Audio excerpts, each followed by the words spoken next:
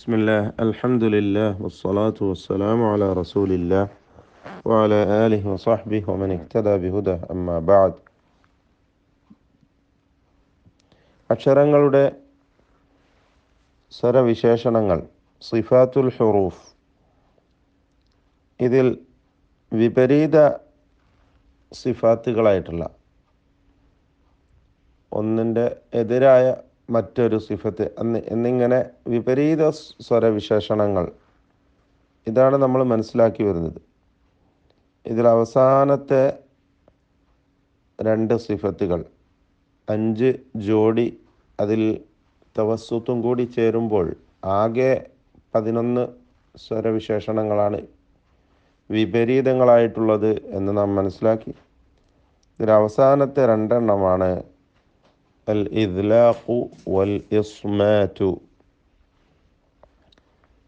ഇദ്ലാഖ് എന്ന് പറഞ്ഞാൽ ഭാഷയിൽ അതുകൊണ്ട് ഉദ്ദേശിക്കുന്നത്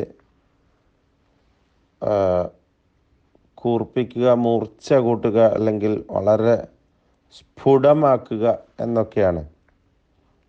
അൽ ഫസാഹ വൽ ഖിഫ, സ്ഫുടമായി വളരെ ഷാർപ്പായിട്ട് ഉച്ചരിക്കുക എന്നതാണ് അതുകൊണ്ട് ഉദ്ദേശിക്കുന്നത്.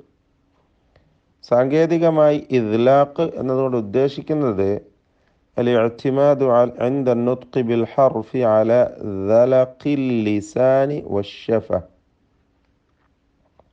وقيل غير ذلك وحروفها 6 جمعها الحافظ ابن الجزري في المقدمة والطيب في قوله فر من لب. അക്ഷരം ഉച്ചരിക്കുമ്പോഴുള്ള നാവിൻ്റെയും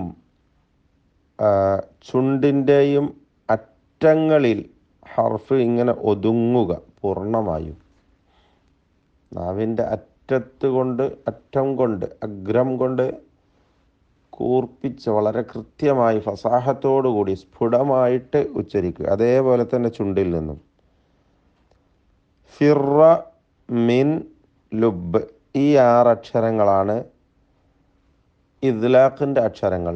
ഫിറ മിൻ ലുബ്, ഇത് ഓർത്ത് വെക്കുക. ഫിറ മിൻ ലുബ്. ഫ റ മീം നൂൻ ലാം ബ. ഇവ മറ്റക്ഷരങ്ങളിൽ നിന്ന് വ്യത്യസ്തമായി, ഈ 6 അല്ലാത്ത ശേഷിക്കുന്ന മറ്റ് ഹർഫുകളിൽ നിന്നും വ്യത്യസ്തമായി വളരെ കൃത്യമായ അതിൻ്റെ മഖ്റജിൽ നിന്ന്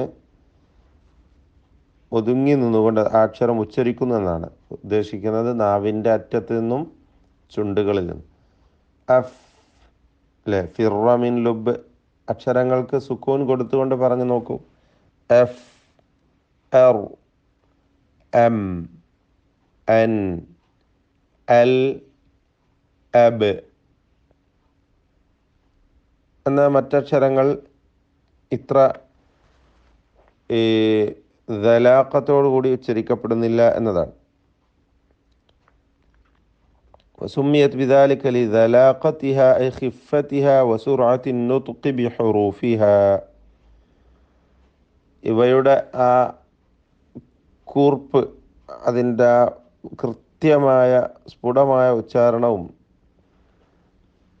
അവ ഉച്ചരിക്കുമ്പോഴുള്ള ആ വേഗതയും, അതാണ് ഇങ്ങനെ പേര് അതിന് നൽകപ്പെടുവാനുള്ള കാരണം എന്നാണ് ഷെയ്ഖ് മർസഫി രേഖപ്പെടുത്തുന്നത്. ഹിദായത്തുൽ ഖാരി എന്ന ഗ്രന്ഥത്തിൽ അദ്ദേഹം വിശദീകരിക്കുന്നത് لأن بعضها يخرج من ذلق اللسان أي طرفه وهو الراء واللام والنون وبعضها يخرج من ذلق الشفة وهي الفاء والباء والميم كما تسمى بالذلاقة تسمى بالحروف المذلقة. الحروف المذلقة എന്നും ഇതിന് പേര് പറയപ്പെടും ഈ 6 അക്ഷരങ്ങൾക്ക്, മുദ്ലഖത്തായ അക്ഷരങ്ങൾ.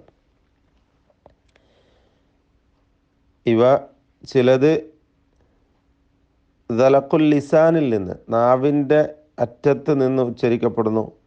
അത് റാ ലാം നൂൻ. എന്നാൽ ബാക്കി ശേഷിക്കുന്ന ഫ, ബ, മീം ഇവ ചുണ്ടിൽ നിന്നും ഉച്ചരിക്കപ്പെടുന്നു. അപ്പോൾ ആ ഉച്ചാരണത്തിലുള്ള ആ പ്രത്യേകമായ സ്വഭാവം, ആ ഗുണം ഈ ആറക്ഷരങ്ങൾക്ക് സ്ഫുടമായി മൂർച്ചയോടുകൂടി കൂർപ്പിച്ചുകൊണ്ട് ഇവയെ ഉച്ചരിക്കപ്പെടുന്ന ആ അവസ്ഥക്കാകുന്നു ഇദ്ലാഖ് എന്ന് പറയുന്നത്. ഇദ്ലാഖ് മറ്റക്ഷരങ്ങൾക്ക് ഉണ്ടാവുകയില്ല എന്നതാണ് നാം മനസ്സിലാക്കേണ്ടത്. കൂടുതൽ കാര്യങ്ങൾ പിന്നീട് വിശദീകരിക്കാം ഇൻഷാ അല്ലാഹ്. ബാറക്കല്ലാഹു ഫീക്. ബിസ്മില്ലാഹ്, അൽഹംദുലില്ലാഹ്, വസ്സലാത്തു